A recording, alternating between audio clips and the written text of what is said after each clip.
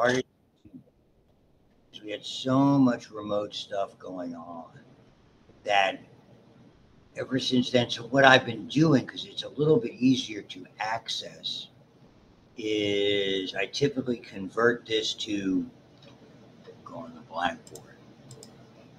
And I typically convert this to a YouTube presentation. Don't know why, I just do that. I could send it to you directly, but why not? And let's see. This must be you. And 1225. And so, because this, I just basically took my Blackboard shell and incorporated it from when I taught it in the spring, even though it's not the same. So there's always a lot of, and there'll be some duplication undoubtedly, because sometimes they end up having to do it twice. So this was initially all AP1 stuff on week 1. If you want to have an occasion to review that, going back to where I was here. And week 2, and I started to add, so you may have to scroll around to look. So as I recall, week 2 had, okay, muscles. This is, for instance, what I'm doing today, the PNS PowerPoints, which are chapter 13, which is what I start with here. I will probably next week, depending on our timing, maybe just do a brief demo with this Lab Scribe type of thing that I use for my advanced physiology. It doesn't really have a lot of application to anatomy, but it has a little bit of application to what we do in AP2 physiology. Like I can, give you an idea of what goes on with, because we talk a little bit down the road about electrocardiographs. There's an interesting little sight and sound demo type of thing that I can show you that I already have. So you can see what happens here is I have already started, like for instance, one of the early labs from whatever it's probably the first lab. So it's similar to what I was doing. And this is probably when I was talking about this Lab Scribe stuff. But for the summer, I don't think, since we're here for a more limited time, we'll see what happens. And so we'll go from there. So I already have a few of these loaded, but the ones for you, I'll let you know where they're going. So that's where we kind of start with this. And then when we do the week 3, that's where, after we do the peripheral nervous system, our next major unit is cardiovascular. So it's heart, it's going to be blood vessels. We don't necessarily do the blood. That's more of a lecture type of thing, though I certainly will be commenting on it. And I've endeavored, with some of these, you'll see I have some outlines that I have done. For instance, just take a look. This is years ago when I first started teaching, using this same textbook, but an earlier edition, much earlier edition. I've been using in different schools this textbook for at least 20 years. So this was probably early on in my days of using this particular, and you can begin to see it. This is the anatomical part, heart, atria, coronary circulation, which it does do the physiology, muscles, etc. This is we do the conduction system and the node and stuff like that. So I have a lot of that stuff put in toward again. So it's pretty useful. And then as we get farther down, this is blood vessels. And so some of this may dovetail. Are you all taking the physiology online lecture deal with Dr. Robbins? Yeah, this should help. So it's all there. I like that. So all that good stuff. And so my energy levels are good, having not been here for a couple of weeks. But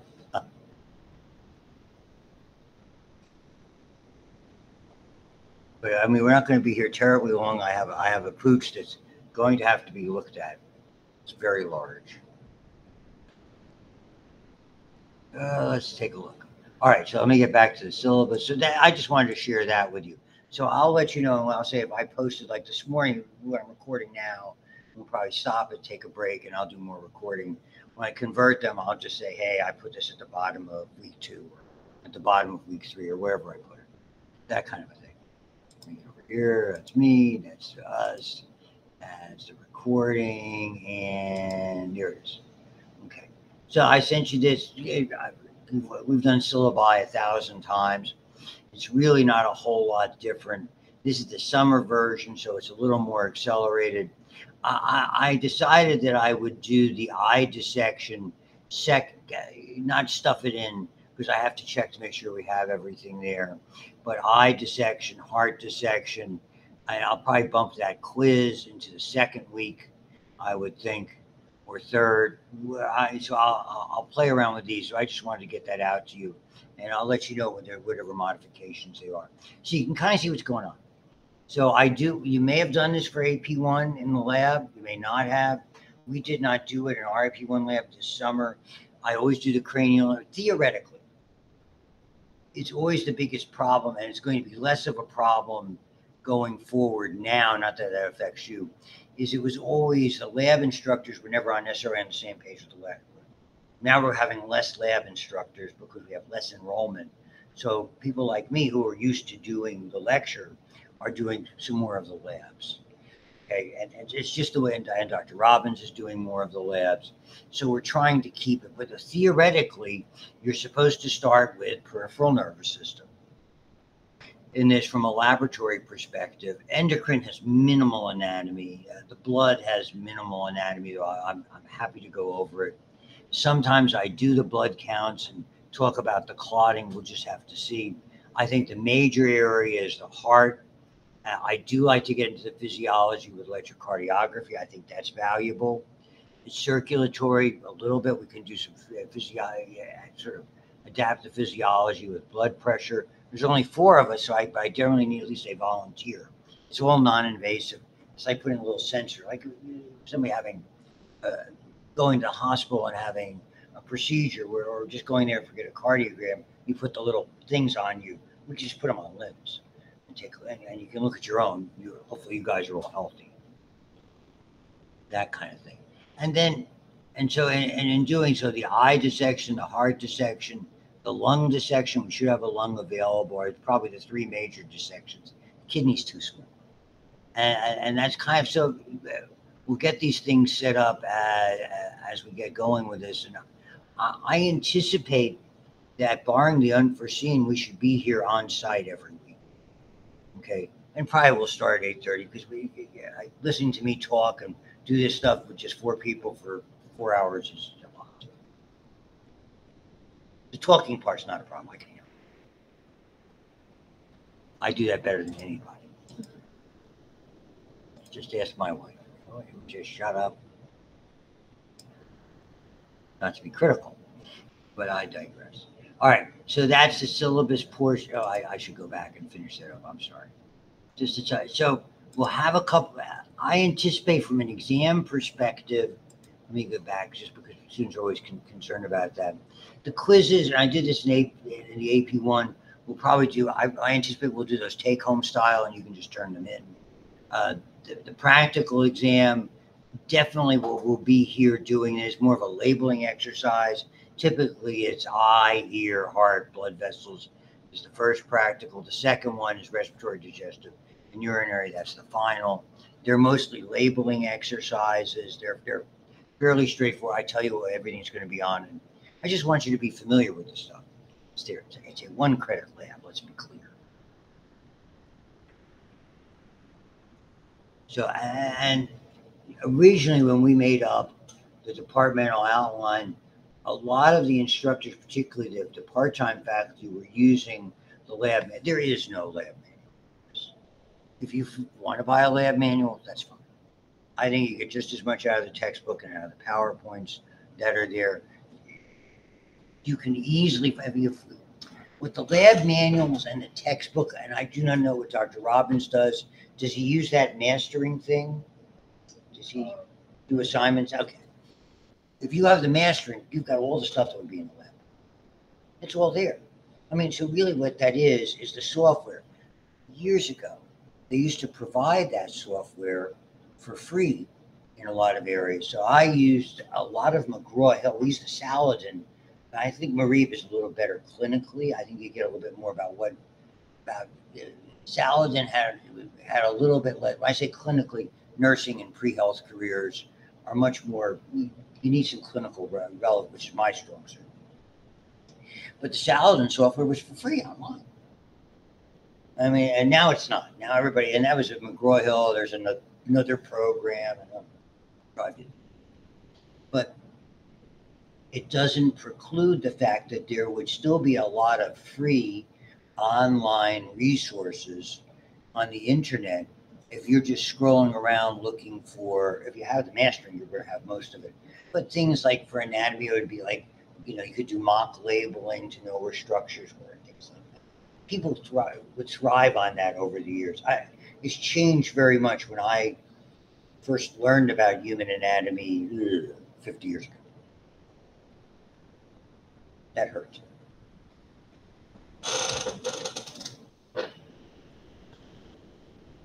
There's some benefits to that as well. So that's kind of where it is. And that's really what this is about. I'll give you more of the mechanics. So today's more of a get to know the anatomy look. So you can see I've got a lot of these on there, probably be duplicated, because I generally say the same thing all the time. So, I mean, this is probably covering you that what you can see here. But I'll add my own, because you can listen to those or listen to these. Same bad jokes. Her shamelessly in front of a mirror, doing so forever. All that stuff. Okay. So without further ado, we will get started. So define A, B. So we'll do them in order. And the anatomy portion is only on a couple of these. So we'll do at least cranial nerves. We're going to look at the eye and the ear and the gross anatomy. And whether or not we get to the peripheral nerves, I do not know. But I will start here just with the introductory material that you can follow along with. So what's the peripheral nervous system? Everything that sticks out of the central nervous system. Central nervous system, the easiest definition in the world, brain and spinal cord. Everything that protrudes from it, every structure. And most of the time we classify them as nerves. And there are two sets. Ones that protrude from the brain, brainstem, any of those structures that are associated, that are quote unquote brain, are part of the peripheral. So you have effectively that's the 12 cranial nerves, which we will go through, which is a rite of passage for anatomy students forever, and very, very interesting. If you're like me and a chronic sportsaholic, okay, it's basically what they used to do. Now they do in this blue tent on the football field. You're basically doing a neurological assessment to determine if there's a concussion, and if so, where is the concussion? Is there a fracture? Is it impeding some way, shape, or form your ability? All that stuff with how many fingers do I have up and follow my fingers? All the same thing. Your head, do this. That's all you're basically trying to get. That's really what cranial nerve assessment is about. The peripheral nerves are everything that protrudes from the spinal cord, but they're a little more simplistic in the sense that they are combined. So you get, rather than an individual nerve, you get multiple nerves that kind of crisscross and go over, like you're going to, years ago, the miracle of the age was called the Bruckner traffic circle. It was the traffic leading out of New York City going up to Massachusetts or Detroit. It had like a zillion roadways and a bunch going in and a bunch of roadways going out that weren't the same. That's kind of what the peripheral nervous system does, except we call them nerve plexes. And you can get very elaborate studying them. That's what you do in medical school, which I did. But really, for our concern, is where the nerves go and basically what do they innervate, generally, without getting too overly specific with regard to it. That's the peripheral nervous system. It also includes, in this, we used to have a special chapter in the Marib textbooks, and they consolidated it now into this one chapter where they looked at special senses. So we will cover those anatomically, mostly the eye and the ear. Taste and smell are very, very, very similar and intertwined. No question about it. I'm also a foodie, so it's a big deal to me. Some really good Thai food last night. I always, they give you the 1 through 10, how spicy. I always ask for 1 and it's too much. But it was really good. So, nevertheless, so all of these things. So we're going to look at these without, to me, the lab portion doesn't necessarily deal with a lot of the physiology or the structural repair, though I'm glad to comment on it. And I have a lot of experience with all of those things. But from an anatomical perspective, we have the peripheral nervous system, which always is divided consistently into two things, incoming and outgoing. So when you have incoming, the word we use is afferent. We always, and you sort of accentuate because afferent and efferent sound a whole lot alike. So you say afferent and efferent. You do this in anatomy all day. It's like you all did AP1. You have adduction and abduction as motions. You don't say add and abduction. It sounds the same. So afferent are incoming signals, and when we get to the kidney, you're going to see about an afferent arteriole. And efferent, same deal, is an outgoing signal. So in the nervous system, that's sensory and motor. We divide that into somatic, which means of the body, basically muscles and joints and things like that, versus autonomic. And autonomic, as you should have covered already in AP1, is the autonomic or automatic nervous system that supplies organs, or viscera is another term we use for organs, for structures that we don't necessarily control. They are our presets, if you will.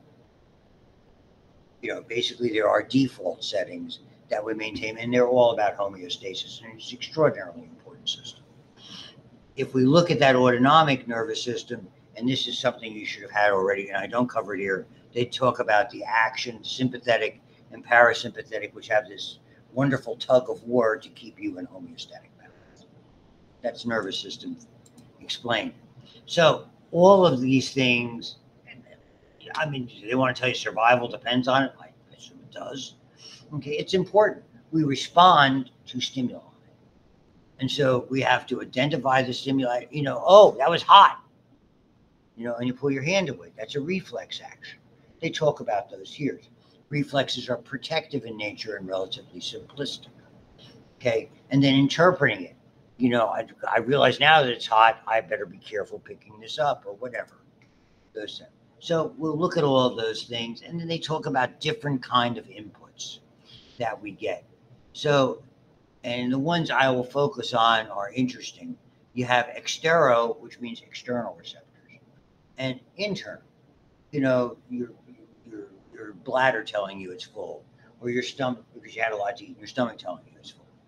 Okay, and then you have these interesting things, which are probably not as well understood, but extraordinarily abundant. Every structure in your body, with very, very little exception, have what are called proprioceptors. Proprioceptors tell you where your body is now. Like if I told you, close your eyes, what's your right hand doing? You'd all know.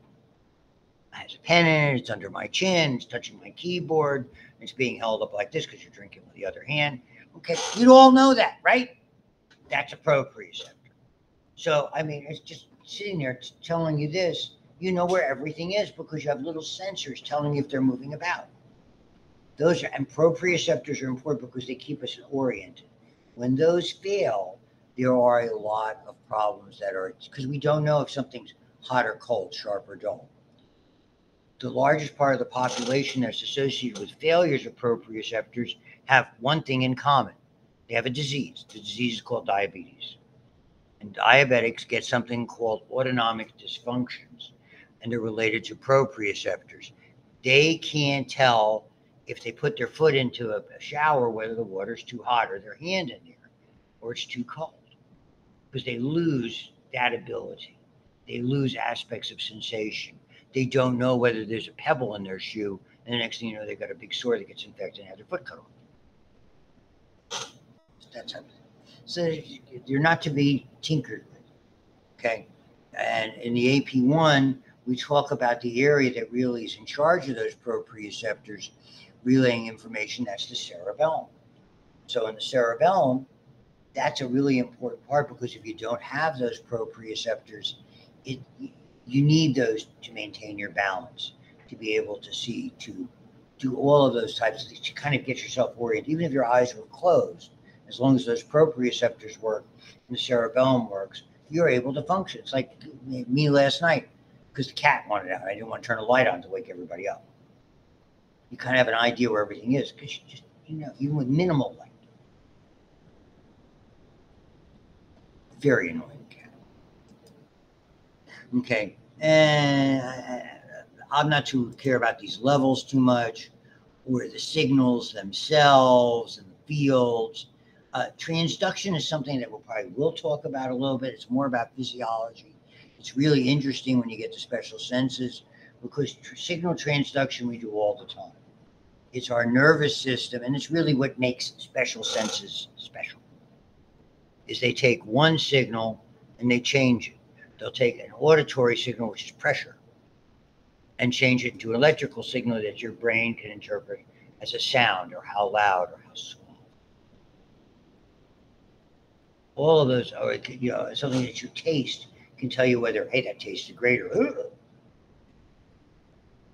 So you have to take that, that's a chemical signal being converted into an electrical signal, which is then being interpreted by a particular part of the brain and generating sometimes a very, very rapid response too. So we look at a lot of those types of things that are there. So we're not going to do a lot of those things. Adaptation is something that's really important. We see a lot of that, okay, where sometimes they're slow and sometimes they're fast. For example, sometimes a nociceptor is a pain receptor. So it's almost like we can grade something. We don't necessarily, sometimes depending on the intensity, we can change it. So the adaptation is something particularly in the ear. So I'm sitting here, if we're in the lab, and you've been in that AP1 lab, most likely, they have that fan going all the time. Periodically, you don't hear it. It doesn't mean it stopped working. It's always on. You've tuned it out. Okay? That's one aspect of adaptation. Or it's going to a noisy area where you're able to, you sort of adapt a little bit. Maybe you raise your voice so people can hear. Maybe you try to listen more closely, that kind of a thing. So or something noxious, something really nasty smelling that you can kind of put out of your mind. And so, by and way, again, to me, this is more anatomical. I tend to do this in AP1, in my advanced anatomy. We focus on it. I mentioned it in passing in AP1, and that's the different kinds of, most sensory circuits have 3 nerves, and we just give them a name. The first order, okay, I touched something, it was hot. The second order basically is transmitting it up the line, eventually getting to an area called the thalamus, which is a relay center, and then the third order relays it to the appropriate level in the cerebral cortex. So sensory is generally 3 nerves in circuit, motor 2. Basically, you have a nerve that's going from your brain to your spinal cord, and then from the spinal cord out to the muscle to make something happen. Basically a 2-nerve circuit. So we call them upper and lower motor nerves.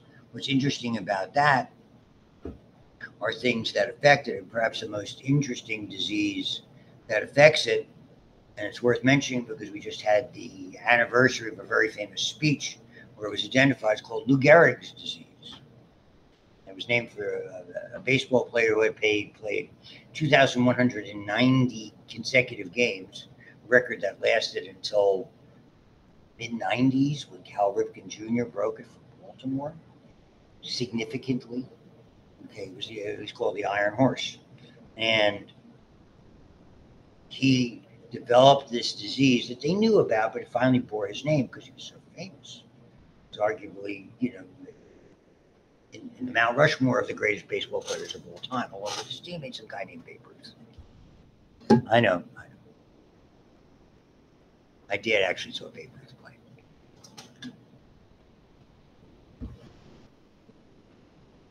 Did I mention my first Steeler game I went to was soon going to be 63 years ago? At the time, they weren't very good. Lost to the Giants in old Yankee Stadium. Very good game. So all these different things. And again, this to me, if you're covering it, and in general, I don't do this in AP1 in lecture, I don't, or in AP2 in lecture, where it's going to the magnitude, spatial, quality, patterns, etc. So they're all things that I think are somewhat of intuitive if you want to read through it. It's like hearing a song on the radio or on your phone or something that you're, and all of a sudden knowing, hey, I remember that song. I know what's coming up. Okay. Pain is very, very interesting because pain is a significant signal that warns us. There's a lot of chemicals that are involved. And again, in lecture, I tend to comment on those a little bit more. And the same thing with pain tolerance. Some have a great tolerance, some have a very limited tolerance. That's somewhat individualistic. The difference between referred pain, which is a very interesting phenomena, and visceral pain. Visceral pain is, we just don't have a lot of receptors. If you remember that homunculus thing from AP1, your fingertips, you have so many sensors. You know exactly where something is. But if you ask 10 people, next to 10 people, say, I have a stomach ache, go, where's it hurt? They'll point to 10 different areas because it's very generic. It's not easy to isolate specifically where it is.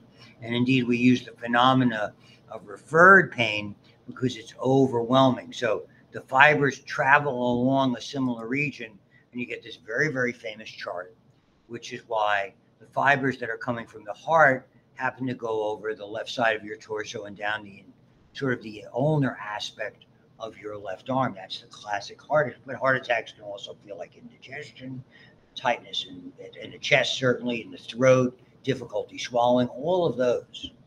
So from someone who did emergency room work, someone like me, a 72-year-old man with high blood pressure who's overweight comes in and talks about indigestion, are not the first 63 things that a doctor is thinking about is their heart okay? Let's make sure that gets ruled out. One of the first things you'll learn, particularly in emergency medicine, is you got to address what could kill somebody first. Think of it as potentially, is it a life-threatening problem? Once you rule that out, you can start to address the other problems because it's not critical, as opposed to somebody coming in with blood gushing, different story, but you kind of know what's going on. So that's what referred pain tells you. For instance, if you have pain, classically a groin pain, we think about bladder and ureters. That's where we hear about kidney stones and bladder stones. They have internally don't have a lot of sensors, but they refer the pain. Lungs and the diaphragm up here. Why is that interesting? A lot of women undergo, and men too, but mostly women, undergo laparoscopic procedures on ovaries and tubes and things like that, or having a gallbladder removed. I remember telling my daughter-in-law that when she had her gallbladder out, I said, don't be surprised if all of a sudden you're feeling after you get a lot of pain up here because it's pushing on the diaphragm. They blow it up with gas to separate the items. She goes, you're right, I felt it right. Because one of the first questions, the thing you should warn somebody about beforehand. And then other things, phantom limb pain, a variety of learned responses that are there. There's different ways that we treat them, using similar what we do during pregnancy, during labor, epidurals, which tend to reduce certain degrees of sensation. So this, to me, the important part kind of starts here. Different kinds of receptors. There are five categories, let's say. Mechanico, touch, to pressure receptors. Hearing is a mechanical receptor to start, because you're sensing vibration. Thermoreceptors, temperature. Photoreceptors, your eye, light. What we have perhaps more than any other kind of receptor is a chemoreceptors. Chemical receptors are really what we deal with a lot. That's really how, as you remember your basic neuroanatomy, how nerves communicate with one another. They basically send a signal and release a chemical, and the chemical triggers the next nerve, whether it's acetylcholine or norepinephrine or dopamine or whatever it is. So there's a lot of those that are there. The fifth category are these, nociceptors. I mentioned it before. They're associated with pain, and they can come from stimulations of certain things, or they can lead those to all be triggered. There's a variety of things. And we all know, it can be relatively innocuous and then all of a sudden be a 5-alarm fire. And again, here's the external. Okay, they're outside. Internal, they're inside. And we have a lot of these that are there. And I think it's well stated. We really don't know so much how they're working. It really is not something that we pay a whole lot of attention to that are there. And then the proprioceptors, as I said, really just basically telling your brain what your body's doing in that particular moment in time. Okay. And so in the old days, it didn't even replace the PowerPoint. They used to have a separate chapter called 15. We're going to get to that. So not a whole. And now this is anatomical, and I really don't do it. I do it with my advanced anatomy students, who I start with in the fall, who are bio and pre-med students. And they deal a lot. The more specialized a sensation, the more likely it is to be what's called encapsulated. It has to deal with specialized structures and specialized sensations. Free nerve endings are hot, cold, sharp, dull, pain, that kind of stuff that we hear a lot. So the free ones, all over the place, very small. I said temperature, pain, light touch, hot, cold. So here's the hot, cold, thermoreceptors, depending, and again, you're looking at things that start to trigger in more extreme environments that are there. I mean, some of these really are not itch receptors. I mean, the next time if you see somebody with hives, that's being due to release of histamine, and it's triggering certain itch receptors. When they have an allergic response, it's relatively common. And so there's a lot of these hair follicles, for instance. Just trying to give you an idea. It's somewhat non-specific, but basically they're light touch. If you remember your skin, the Merkel cells are also light touch. They sit on top of a free nerve ending. They're one of the 4 different types of epidermal cells. You have keratinocytes, melanocytes. You have the Langerhans cell, which is our dendritic cell, which is a sort of an immunosurveillance cell. And I give you some pictures if you're interested. Encapsulated are a little bit more advanced or sophisticated. That's the distinction that's there. Meissner's corpuscles, fingertips, why they're so sensitive, why we can discriminate what we're, again, reach over in the middle of the night when the lights are out, when you're looking for where I put my glasses, did I put this here, is my phone over here? You get an idea where things are. Pacinian corpuscles, very interesting. I'll show you the picture. In diabetes, when we start to look for nerve damage, the first thing we check is vibration. We use a tuning fork to see if they are starting to lose that sensation. Basically, it's put a tuning fork over a bony process, like say an ankle, and you say, "Oh, close your eyes. Tell me when it stops." Stop. And you lift up, hold next to your ear, and you can still hear it vibrate, diminish. And you can do it with more sophisticated stuff as well. So there's a lot of these muscle spindles, very specific. Some of these proprioceptors, and they have some interesting pictures. Not a big deal. None of these are a big deal for us. I'm just giving you some context, which brings us to our first significant anatomical area. The models are there in the other room. The models are pretty beat up, but I'll show them. I mean, I'll probably walk over there next time when we do the eye dissection next week and be able to show it to you. So notice the better part, nearly 3/4 of your sensors have to do with vision. We are extraordinarily visual. It's something we have that a lot of species just do. We take so much in with our eyes. Half of the brain, relatively small. We only see about 1/6 of it. 5/6 is behind. So when we look at the eye, you think of it that way. You're seeing a very, very limited part that's exposed to the environment. okay, fatty, and you're all familiar with the orbit. So you have even the eyes that we used to get eyes that had a fair amount of fat on them. Now they ones we get, which are already sort of have most of the fat removed. And then we'll look at some of the accessory structures as well. So voila. Very basic. Most people already know these that are there. I mean, eyebrows and eyelashes, I don't care about. You have a pupil, the open. You have the iris, the pigmented area. That's an extension, as you will see, of the pigmented layer. One of the recurring themes that you may have started to see already in anatomy is threes. You have typically three layers that we associate with. In muscles, you had endomysium, perimysium, and epimysium.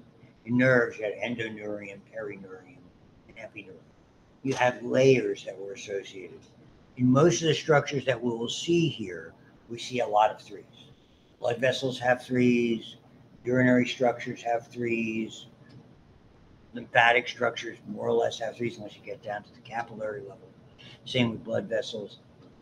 Gastrointestinal has four because digestion is sort of absorption and digestion are sort of a unique process in that regard. They're the odd group. So we'll look at the three layers that are here because they've been studied for a long time. Pupil, the iris, the exposed white of the eye there is called the sclera. Even though the sclera extends much farther, as you will see, again, you're only seeing about 15, 20%. And the small reddish areas are not part of that white connective tissue. They're part of the conjunctiva, which is a lining that covers the white of the eye, a thin, delicate membrane with a lot of blood vessels and protective areas that, when it's injured, when it's irritated or infected, becomes inflamed. The blood vessels, when you have inflammation, blood vessels dilate. When they dilate, they fill with blood, and then you get a much more reddish color. And it's the old story. When you combine red with white, you get pink. I mean, if somebody gets struck in the eye by an object, okay, then they get a black eye. And really, it's just there's so much bleeding in that area that it really discolors them that are there. So that's all part of it. And some of the other structures, I mean, the opening is called the palpebral fissure. Okay, you have commissures, so where the endpoints in this sort of elliptical structure, whether it's on the medial aspect or not. The lacrimal, that's really the opening for the lacrimal duct. You remember the lacrimal bone has a small opening within it, a small foramina or opening that's there that effectively is the lacrimal canal or tear duct that is there. And then you got eyelids and all that type of stuff. So you'll take a look at these now. I'll go up eyebrows, supraorbital margins, nothing special. Eyelids, palpebrae, commissures, little glandular area that's right by that lacrimal duct. These are connective tissues that anchor the muscles. You might recall the orbicular. You have those two circular muscles, the orbicularis oculi, and for the mouse, the orbicularis oris. And then, lifting your eyebrows, levator palpebrae, when you're doing the muscles again. And so what do? Eyelids blinking, eyelashes, initiate some of that. There's glands that are associated with that. We're constantly, it's like on a rainy day where, at the end of the winter, when you got stuff splashing up on your windshield, you're constantly, we do it all the time. And effectively, it looks kind of like, in my eyes, a little bit like if your sprayer, if you had it, like in your back wiper that I have, it sprays from, top. I don't like what it does. So here's the first little illustration of what we're talking about. So you have the opening. Here you can see the sclera cut away, just to give you some context of its size. And we're going to look at these muscles here. There's 6 very interesting muscles that we'll get to with cranial nerves that are there. You can see the clear area. This is the continuation. The white of the sclera is made almost exclusively of collagen fibers. they're arranged in such a way that when we look at them, they are opaque, and we call it the white of the eye. Sclera means hard. It's very hard. When it reaches the iris, it changes. The arrangement of the fibers changes, and it is clear. We call that the cornea. So the cornea is that window that covers the pupil and the iris specifically. It's one of the two big areas where we see problems called cataracts. You have them in the cornea, and you also have them in the lens. And they are an abundance of reasons. The most common reason is aging, by far. There are other risk factors: smoking, diabetes, hereditary considerations. This is an interesting story. My mom at the time, how old was she then? Probably around 80, and late 70s, 80s. And she goes, I'm having cataracts taken out, and it worked great. She lived 13 more years after that. It was great. Of course, I got all worried. So I went to my prescription checked. I went to an ophthalmologist down at St. Margaret's Hospital. And asked him all. I said, I'm really worried. My mom's having cataracts. She's like 75 or 80, whatever old she was. He goes, don't worry about it. I said, I'm not going to get him. He goes, no, you live long enough. You'll get him. Thanks a lot. Or as I'm fond of saying, TAFOL.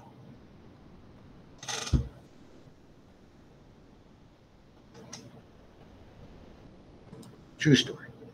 So sometimes you get a bump there, styes are in there. Again, these are inflammatory glandular things. They're relatively common. Conjunctivitis, whether or not, if you didn't have micro, you may or may not learn about it. Conjunctivitis in children is mostly from rubbing eyes. Their hands are not terribly clean, so they abrade them, and it obstructs the barrier. And it's relatively kind. It's not that they're not fun to treat at all. In adults, it sometimes is associated with backflow from upper respiratory infections that obstruct the lacrimal duct, which is continuous with the nasal cavity, and it's one of the openings along the sinuses and the eustachian tube, which we'll get to. That are there. So the conjunctiva is the mucous membrane that covers,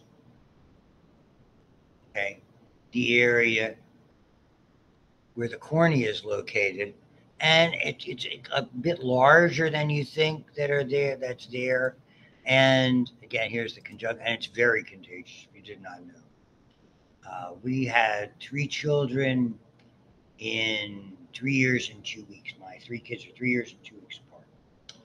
And if one got conjunctivitis, everybody's gotten eye drops. Just why worry about it? And there's lacrimal gland, and this is the illustration. So here's your spritzer and your windshield up top, and here you go with your opening and closing your eyes, and it's draining down to here. That's what I mean by the way that it works. So you're constantly, continuously cleansing this area. And so you can see the mucosa is continuous with the lacrimal duct within the nose, so there's possibilities of that. It can be related to closure and swelling as well. You know, a lot of times while we have watery eyes or when we have a cold or an allergic reaction, that's part of it. Which brings us to these guys, muscles. You know, when you do muscles and anatomy, a lot of times you don't do the eyes. So you have an eye that, and this is the nasal side of the nose side is there. There are 6 muscles. You'll never forget this. There's 1, 2, 3, 4 muscles that are relatively straight. So imagine them from behind coming like this. So what do we name a straight muscle? We call it rectus. So this would be the superior rectus. This would be the lateral rectus. This would be the inferior rectus. This would be the medial rectus. And then in addition to those 4 muscles, you have muscles that come in an angle. this way, and they tend to rotate the eye in one direction. Because you come at an angle, we call them oblique muscles, like the abdominal. So the superior oblique and inferior. And when we go back and look at cranial nerves, that's part of the test when you're saying follow my lead. So we know that 3 cranial nerves are involved in this. So this is the formula, and I'll reiterate it when we look at cranial nerves later. Remember this, you'll never get one of these. Wherever you might be asked that question, whether it's a licensure exam, whether it's any kind of an exam, LR6, SO4. I learned this. LR6 means the lateral rectus. LR is innervated by the 6th cranial nerve, which we'll learn as we introduce. SO4 means the superior oblique, innervated by the 4th cranial nerve.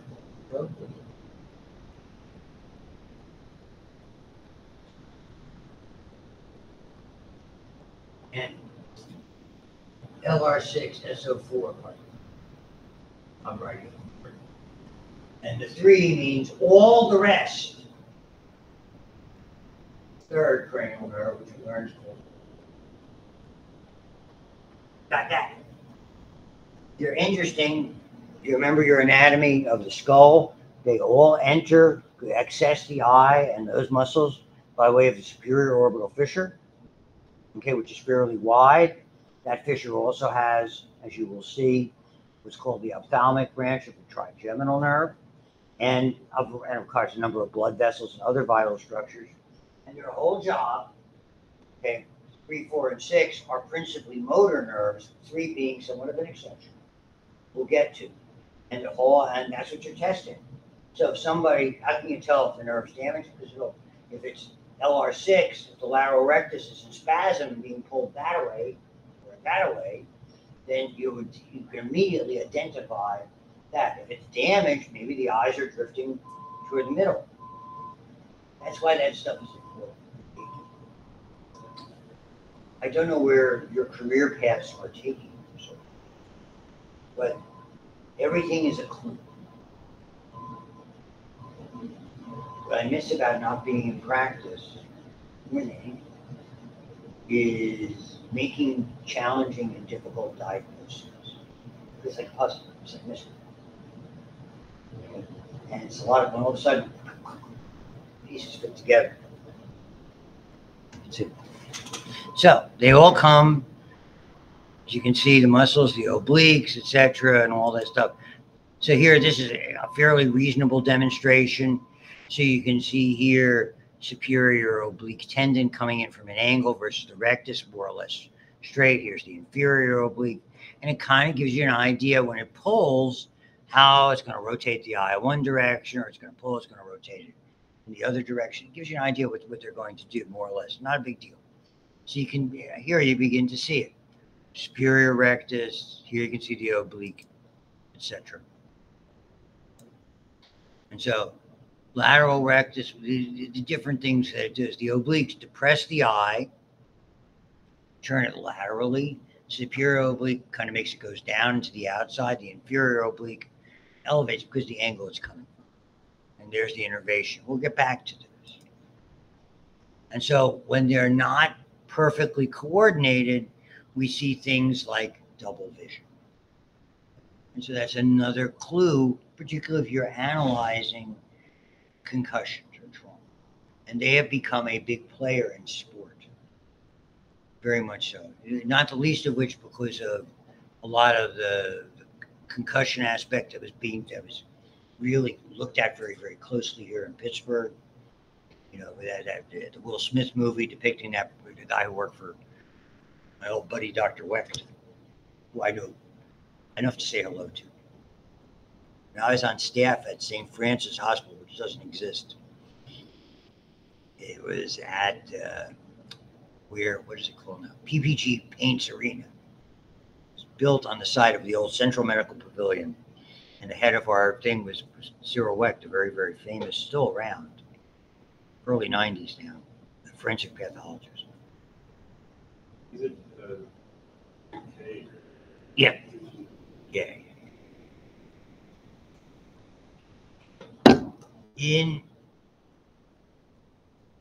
I mean, we're talking about a guy who was on the Today Show about the Kennedy assassination way back.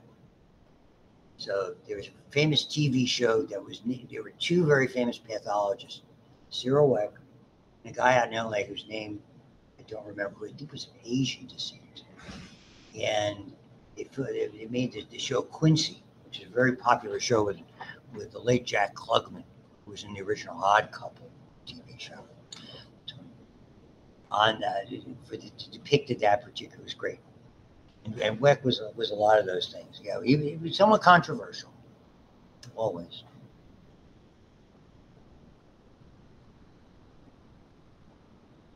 So it's kind of interesting. So cross eye, weakness of external eye muscles, they rotate in one direction. It's more common than you think. Okay, you can still be very. My middle child had a moderate weakness in one eye that drifted a little bit. I just talked to him. He's a commercial driver. He's driving some vehicles on his way to Oklahoma as we speak. So it hasn't obviously affected his career choice. It's there. But when we took him to an eye specialist and said, we need to have some kind of procedure. And the guy said, no. He goes, he was a champion tennis player previously named Ivan Lendl, 6 Grand Slams.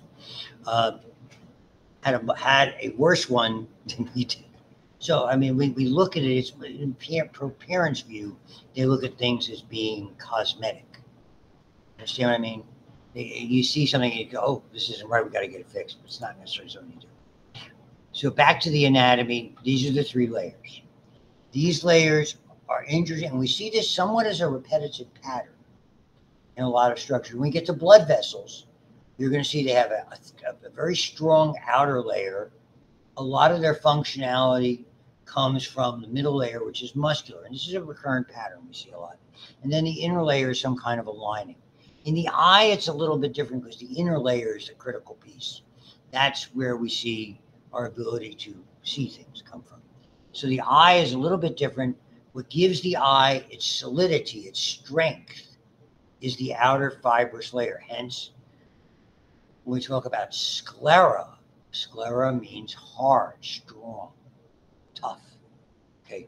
The vascular layer, sometimes called the choroid, is very important because it creates the environment that the pigmentation absorbs light so it doesn't scatter and acts for confusion. It also extends and becomes the iris. And the iris have an interesting opening in them called the pupil, which interestingly, this layer plays a role in controlling whether it's open or closed. The inner layer, another name for that you're probably more familiar with, is the retina. The retina is very, very delicate. It's a thin, so the sclera is thick, the vascular layer is thick, the membrane, as you see in the dissection, the retina is very, very easy to lose. It just looks like a thin piece of moist connective tissue, but that's where all our ability to see comes from. What holds these structures in place and make sure that they function as a unit are called humors.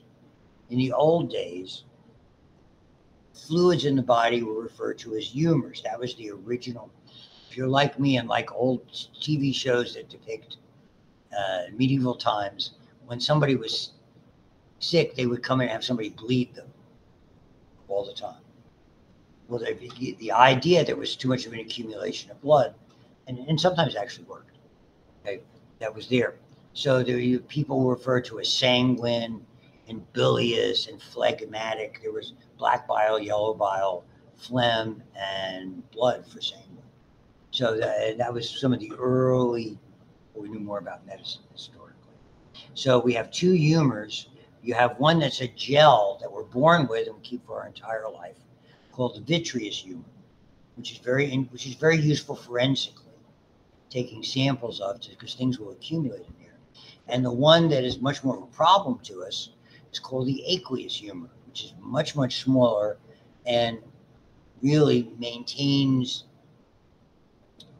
the distance between the lens and if you think of it between the lens and the cornea and those structures that are there, it's really where light is coming in. Except that's the one that plays havoc with us because the fluid is constantly being made and drains. When it's either not draining fast enough or being made too rapidly, it creates an intolerably painful, damaging pressure on that area of the eye, and we have a great name for it. It's called glaucoma. And glaucoma, again, is more common thing. Treatable, but more common. So this is an illustration I use on the exam.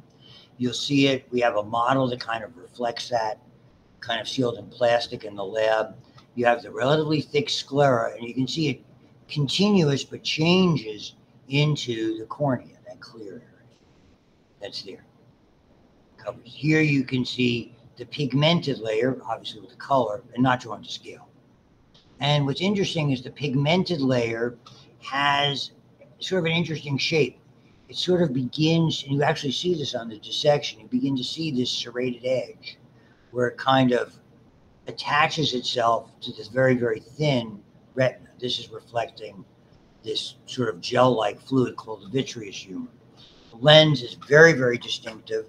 And what happens, you have a sort of interesting formation in this layer, which I always refer to, which is pigmented, I refer to as the choroid, that has changes into what's called the ciliary body, and then little structures that hang down from it are called suspensory ligaments.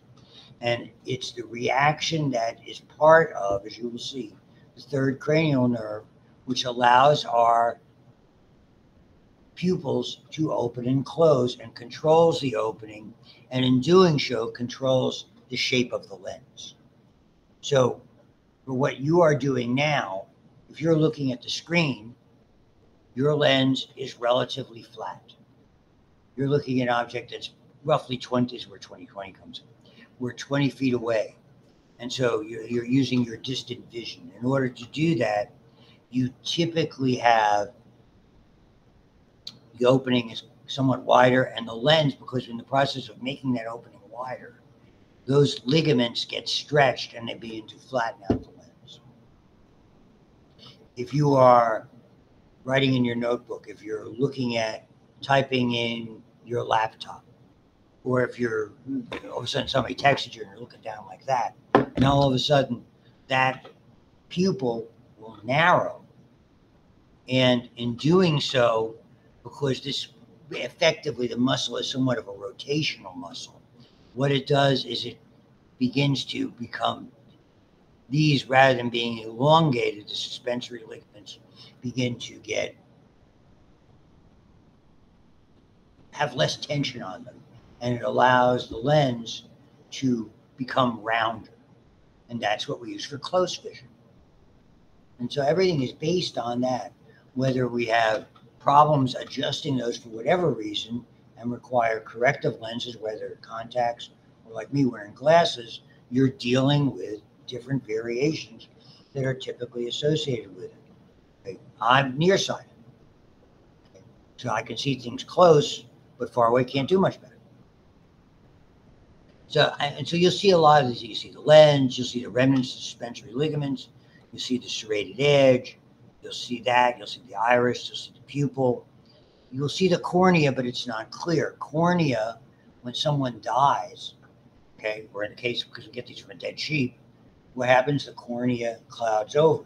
That's why typically if you go to a viewing, the eyes are closed, because it's very disturbing to see, grandma or grandpa's all clouded over. It's kind of, whoa. Here.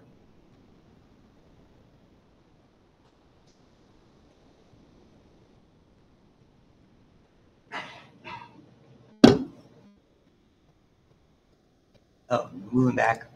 And another interesting phenomena here with regard to the retina is you'll see the blood supply is really encased within. Normally blood supplies come from without, but when it comes to the eye, it's coming from within. So the optic nerve, which really houses the retina, the blood supply is right in the middle of it. If you think of a bone, the blood supply comes from the outside. That's there.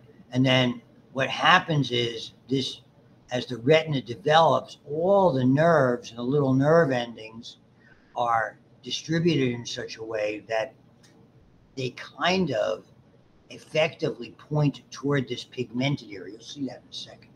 So it's somewhat interesting. So what we have here is called the optic disc. So all the nerve endings are abundant except here, because they don't start to form until they begin to fan out in all directions, sort of in a 360 degrees. So we call that the blind spot.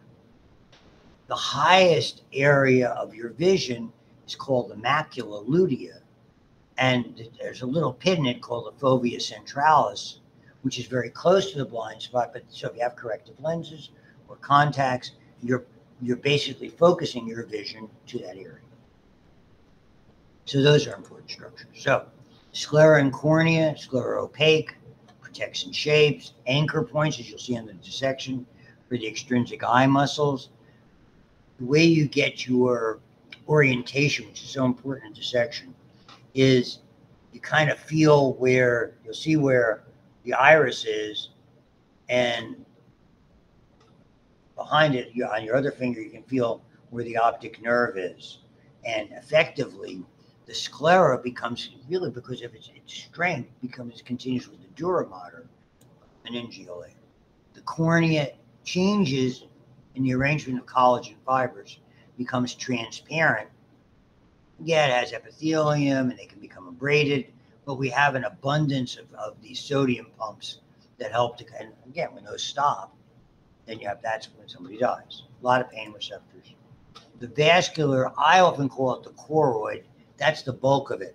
When it begins to get closer to the eye, toward the iris area, it forms the ciliary body or ciliary ganglia, and then the opening, and then extends into the iris. So blood to all the layers, and it's very highly pigmented. And so, and it's just like having, in the old days before we had digital photography, when you, maybe you remember this, you'd have film in little cartridges or rolls, and you'd take them and you'd have to have them developed in a dark room. Just ringing a bell? I'm just wondering. It's okay. When I started in practice, we did our x-rays, we dipped them. It's the way you used to do photography. You go into the dark room and dip them in developers and rinses and fixers.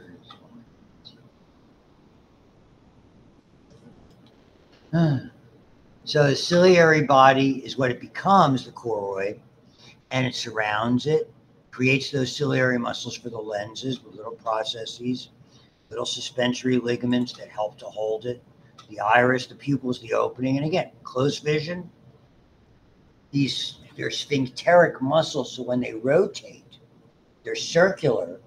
Okay, it contracts that, but in doing so, it tends, again, it takes tension off the lens. When it rotates outward and opens the iris sufficiently, it kind of creates a pull on those ligaments. And so you see, and this is where, if you remember fight or flight, it's really important. That's something I really accentuate in understanding what fight or flight is, because fight or flight is almost pure sympathetic, and the opposite is parasympathetic. And obviously emotional states, the same illustration. Here they're showing you the sphincteric action, whether it's closing or opening it, that are there. The retina photoreceptors that are there. So you have an extraordinarily large amount of photoreceptor cells. You have connective tissue cells that support it, the glial cells, and the nerves themselves. And so you have an additional layer of pigment that sort of adheres to that choroid, the vascular layer, and then as you go a little bit deeper, you have the nerve, and I'll show it to you where it comes here. So here they're showing you the blind spot.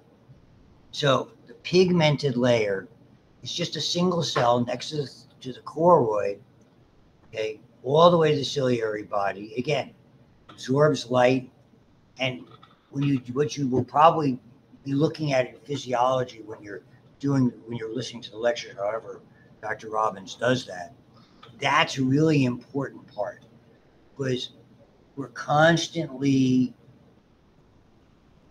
removing and creating more of these sophisticated pigmented structures, the actual photoreceptors, aspects of what are called rods and cones.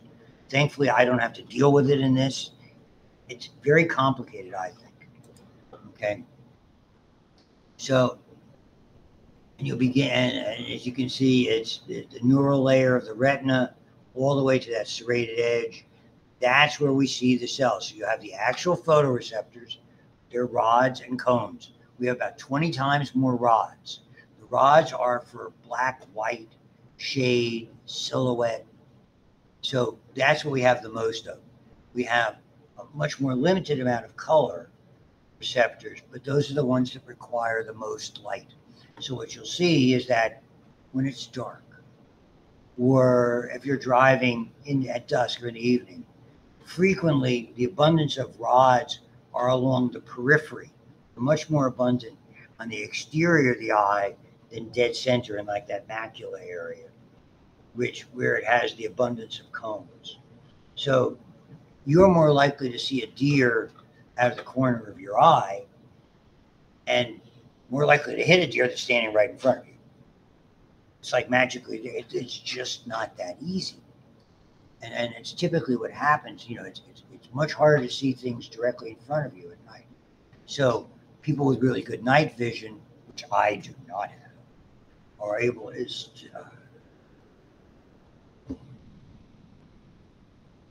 I am fortunate that one of my kids has wonderful night vision because he's in the military. And so I always said, when he would do these things, how do you do that? And he goes, no problem, I can see fine.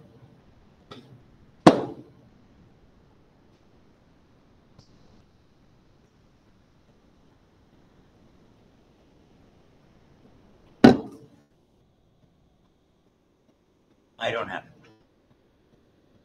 I can't tell you whether it's hereditary or not because all three of my children are adopted. So I don't know. And they're not biological siblings. Okay? So what happens is the photoreceptors, basically, they are triggered by the light. They change shape. They go from a bent form to a straight form, and that changes their shape. And what effectively that does is, and it's interesting, and this is physiology, not anatomy. Most of the time when we trigger a nerve, we cause it to depolarize. So, and it's a unique thing. I would accentuate this if I was doing a lecture. So typically when you see something, it's not because you sent a signal to see something, you stop it. Effectively, when those photopigments change shape and they go from the cis to the trans, they go from the bent to straight form, effectively they hyperpolarize the circuit, stop transmitting. That's what it is. So it's kind of, I'm fond of saying, bass backwards.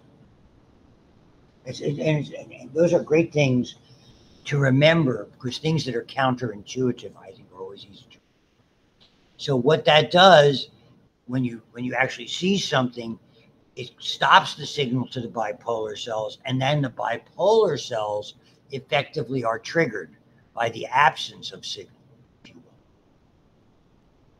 And they are the transducer. Now they're taking this light signal and converting it to an electrical signal, which is collected by ganglion cells and sent to the appropriate area eventually of your brain by way of the thalamus. Okay? And all those ganglionic cells effectively make up what we call the optic nerve. So the blind spot is there, no photoreceptor, 250 million photoreceptors, it's a lot, rods and cones. Again, rods, more peripheral, dim light, no color vision, not sharp images, more in the periphery. Cones, highest resolution, all about the light, just like taking a picture with your phone when you need to have light to really make it work. As you can see, most of the cones are in that macula and that fovea centralis that are there. And this is sort of the interesting thing. Here, this is how they're exiting.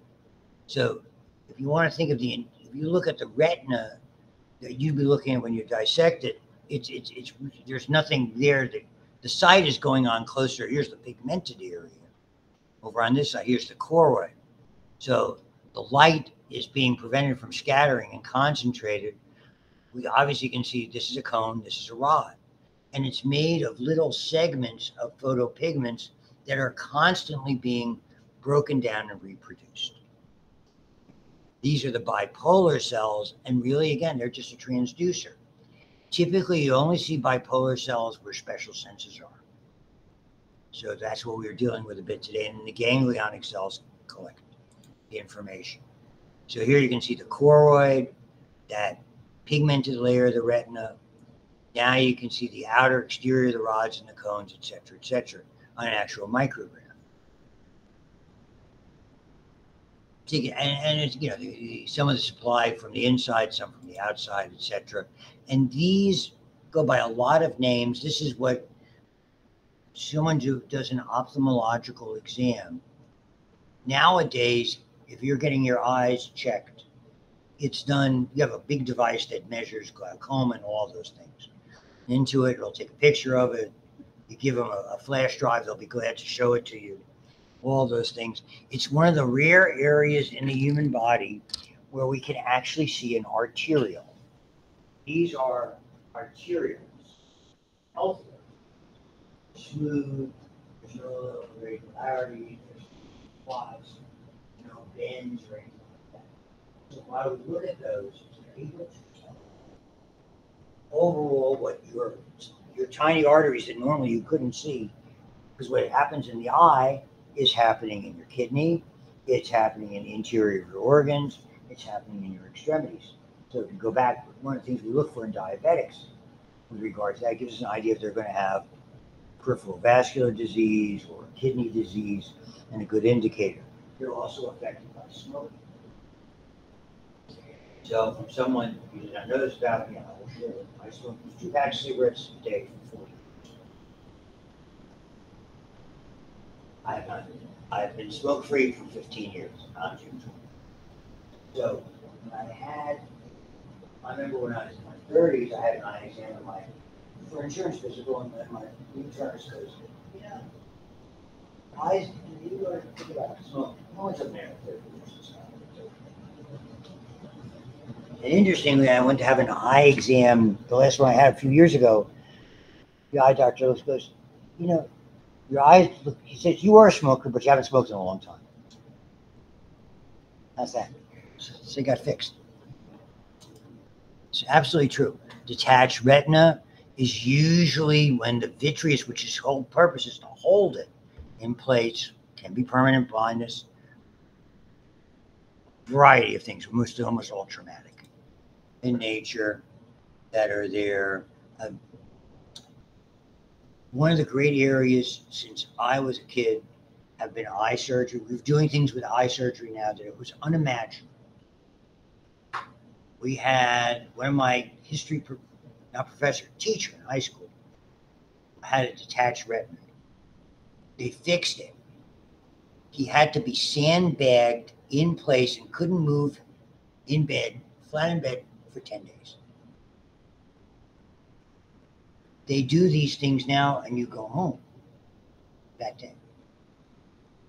Cataracts, the same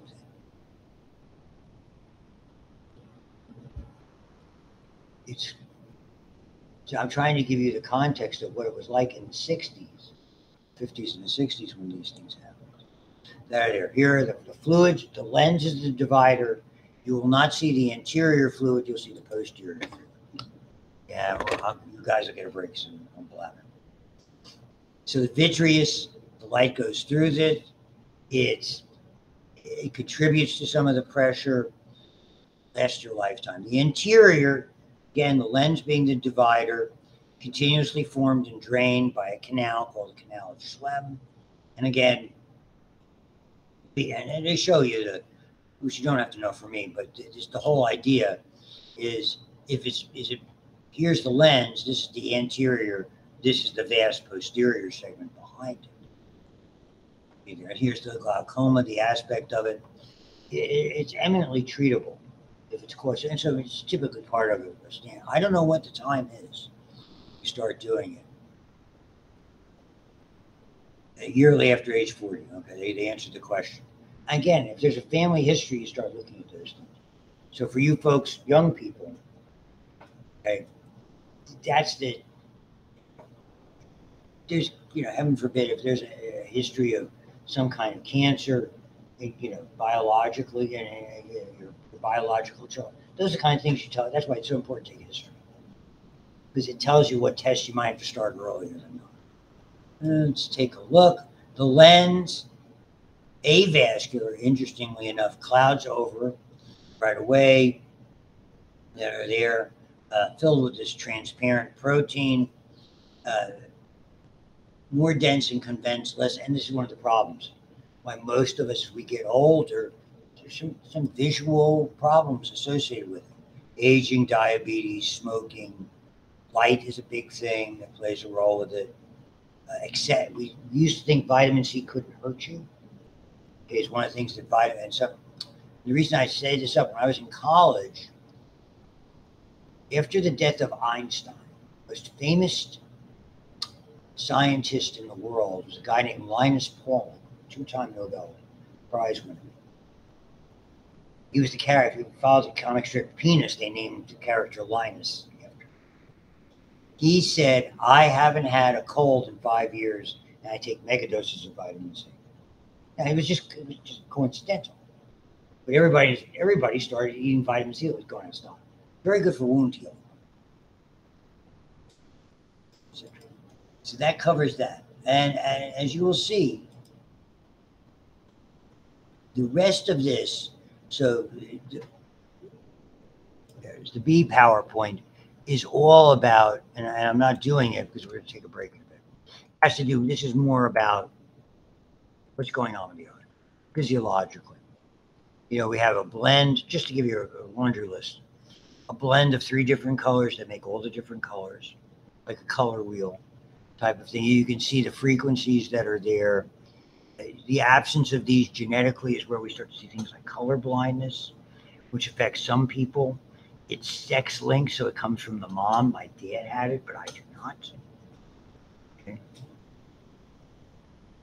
Okay, and again, the concavity and the convexity, the nature of all of these things have to do this, and it has to do with the shape of the lens.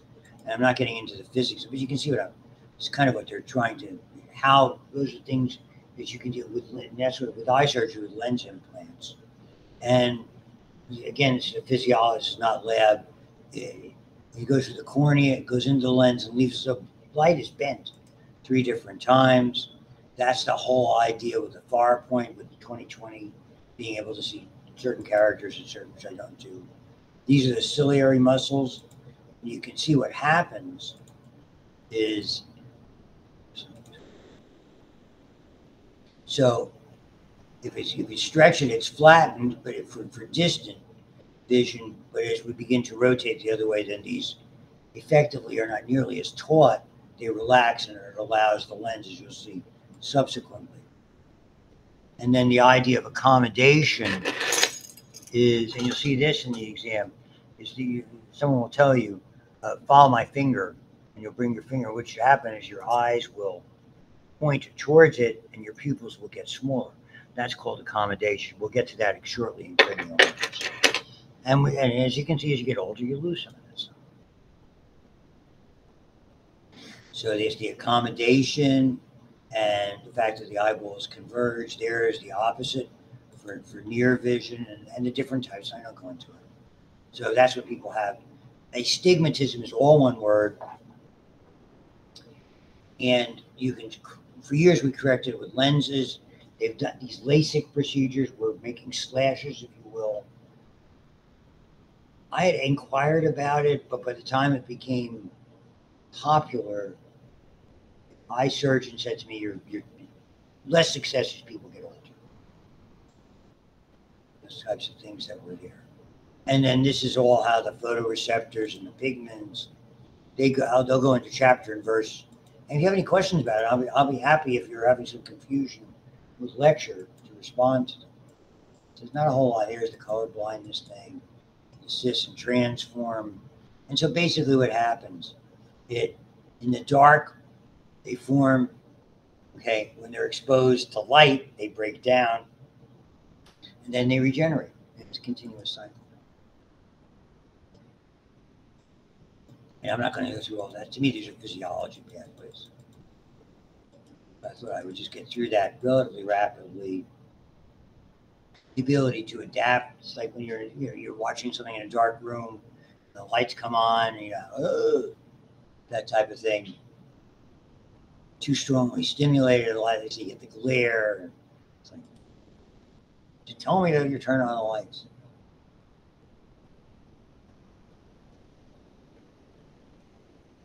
Retinitis pigmentosa, wouldn't wish that on anybody. Early onset blindness.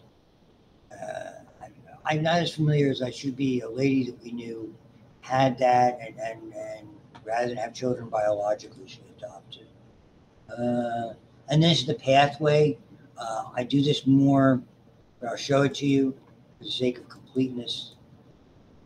Effectively, I do this in graduate. When I do graduate anatomy, these are eye fields. These are something that you measure. If you had your eyes checked, they'll something here, and maybe you have to signal something to see whether you noted it.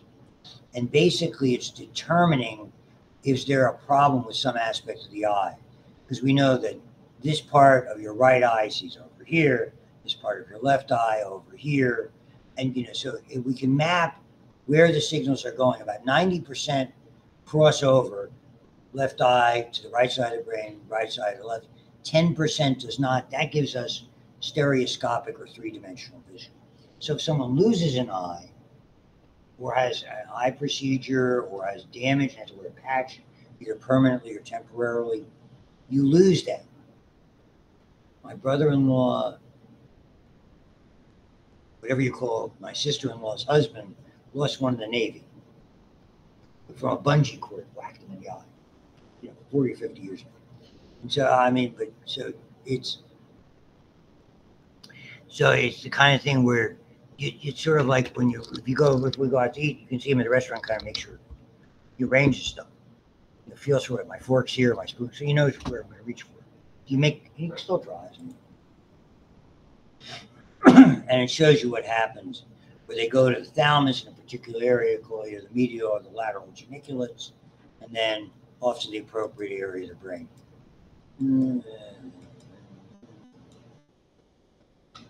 Take a break. All right. I'll do the ear, not as long. Smell and taste don't take as long. And I'll do the cranial nerves, and that should be plenty for today. And we'll incorporate all this next week. So grab whatever. 9:56, take 15. Okay? Questions? Can we do the eye dissection next week? Yes. Eyes have it next week. And then either the heart, the third, maybe the heart the week after. We'll see how far we go. Sure, maybe the fourth week. Stop.